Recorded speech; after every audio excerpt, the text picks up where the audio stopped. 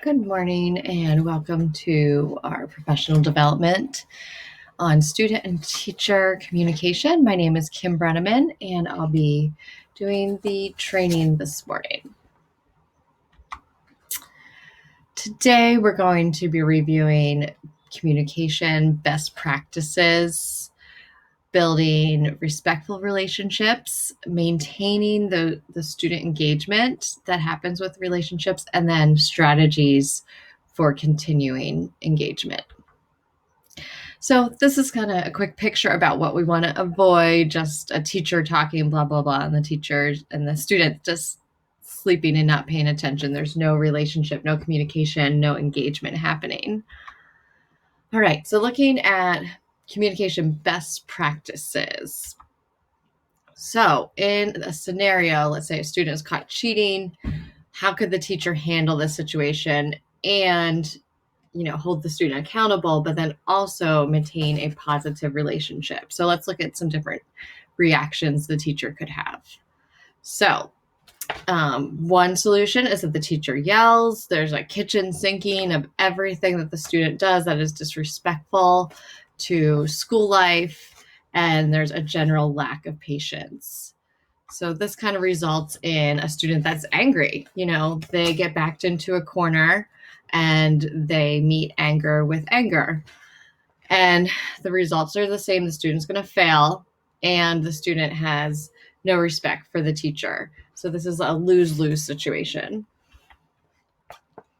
And again, so a different solution would be that the teacher expresses disappointment, and the teacher attempts to treat the student with dignity and gives the student the opportunity to take responsibility. And in Rita Pearson's Win-Win Conversations video, this is an example in which she kind of, expressed her disappointment and tried to understand where the student was coming from, and, was really respectful in her communication with the student, and ended up getting into a situation where the student could take responsibility and retake the exam. So there's a connection there. The results are the same. The student fails, but there's respect between the student and teacher. This is a win-win situation, according to Rita Pearson. So looking at best practices specifically. So looking at our commitment. So having authentic concern for the student and really trying to find that connection with them. Another best practice is to know the names, learn a little about the student, their dreams, fears, hopes, and preferences, and active listening. So listening to understand rather than replying. This is good listening skills. And then, of course, body language is really important when working with students specifically. They can read into things and misinterpret things. So it's really important to kind of think, not like a poker face, but just to have a relaxed body language that's neutral. All right. So building respectful relationships. How does this happen between students and teachers? Here's a quote from Rita Pearson. A colleague said to me one time, "They don't pay me to like the kids. They pay me to teach a lesson. I should teach it. They should learn it. Case closed." Well, I said to her, kids don't learn from people they don't like. And there's an additional piece to this quote where it's like she's going to have a long school year kind of thing. So this is a great quote to keep in mind when building relationships. So looking more at motivation and learning, what motivates students to learn? How does this work? So I broke it down into kind of ineffective ways to motivate students to learn: yelling, bullying, really forcing kids to try to learn, ineffective. Kind of meeting students' emotional needs. So really, and this is a big thing right now, talking about social emotional learning and students feeling safe at school, whether it's around COVID or there's anti-racism work happening in the school, but really meeting students' needs to feel safe so that they can learn. And then building relationships helps to motivate students. So I go back to that quote, like if you don't like the student, how can you teach the student if you don't care about them? So, really finding that within yourself, and as a teacher, making sure there's self-care, that so that you can, meet your own needs, so that then you can reach out to your students as well. Okay, maintaining student engagement. So this is critical work that is really important. So the student engagement, this strengthens academic achievement. And when you have relationships with students and kids feel good about coming to school and feel good about themselves, it can help to decrease absenteeism, which of course strengthens academic achievement. And one thing that I've really observed in working in urban school district for the past 15 years is that the critical work is to heal trust with adults and also with relationships between schools and communities as well. And then really the critical work here is also for teachers to address their personal bias, because again, this is a lot of the anti-racism work that needs to happen now in public education is around teachers' personal bias, and then also at the systematic level. So student engagement also strengthens or having a relationship with students helps them to strengthen their own self-regulation, which is, this is lifelong stuff that can help them be successful. And also it's an opportunity when you have a good relationship with the student to model like a meaningful connection and what, looking out for the good of people can really look like.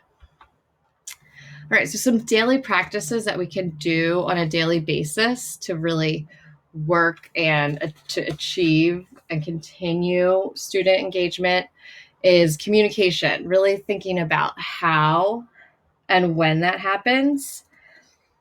So if a student is very angry, they walk in, they're grumpy that morning, maybe that's not a time to have a conversation about when they need, what work they need to do, or make sure that you're in a really patient place that you can have patience with them, and really look at where they're at in their day and their emotional needs. And again, coming back to body language, number 2 for your daily practices. So again, really when they're talking, really engaging with them through your body language, and then strengthening the relationships in the ways that I had talked about previously, in knowing about the student, understanding about them. And then also, this came up in some discussions this past week, is also sharing about yourself too. So finding connection between you and the student. And then the 4th thing, which is also a good part of communication, is being really specific with compliments. So looking not at, a student paper and saying, good job, but being specific. Like, I like the detail that you added into this question here. I can see that you really have understanding. So being specific in compliments is another great daily practice to have. All right, finally, let's look at strategies for engagement. So I love this. This is looking at building in the relationship bank. So looking at considering all your interactions with a student and thinking of it as building a relationship bank. So having 4 positive interactions for every corrective one. So it's not just you saying, you need to do this, you need to do this, you need to do this, you're not doing this, you're not doing this. It's actively having positive interactions to build up that relationship with the student, so that when you are working to give them corrective action, there's a relationship there and they can hear you and they know that you care about them, and it's not just you coming down on them just because that's your job, but it's to show that you really want them to succeed with the corrective action. Another strategy is setting goals. And one of these things that you can do is meet individually with students at the beginning of the year to really talk about their academic goals or what they see as their goals. So finding a connection with students and hearing from them and setting goals together, and even letting the student take the lead. And finally is teaching from your heart. So this is a great one, but again, it comes back to self-care for the educator, making sure you're taking care of yourself so that you can teach from your heart and put your heart into your lesson plans. And also another recommendation from my research was including storytelling in your lesson plans so that, kids get to know you. It makes it more personal and engages them as well.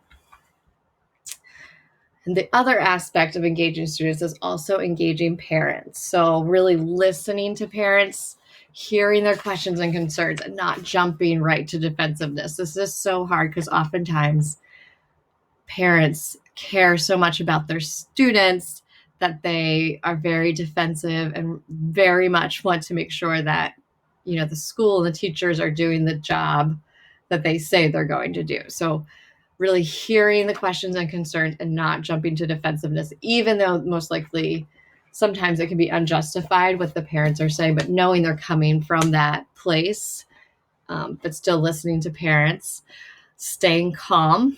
So again, this goes back to listening and not reacting, but staying calm. Again, it's very emotional for parents. So just really staying calm is an incredibly important piece for school staff. And finally, communicating, really not only just communicating the problems, but communicating the strengths and communicating the progress of the students, their students. Because parents don't want to, learn too late that, there's a problem, but be actively communicating them throughout the school year. And I love Rita Pierson. Her video about what my mama says this is something that comes up a lot around fighting. It's like, but my mama says, or my dad says that if someone lays a hand on me, I hit them back. So in her video here, I have the link, which I hope everyone can take the time to watch. She really takes that and asks parents for help. Like, how can I run a school safely with, 500 students if all of my kids, are fighting all the time, and really asking parents for help for 2 sets of rules where you can really, have a rule for home. Like, I respect that. She respects the parents' view on that. But then also at school, just like at work, we can't fight someone that we disagree with. So really finding other ways to solve problems. Okay, and that is my presentation. Please let me know if you have any questions or thoughts to share. A little credit from the slides format that I got the slides from. And finally, here are my references. Thank you.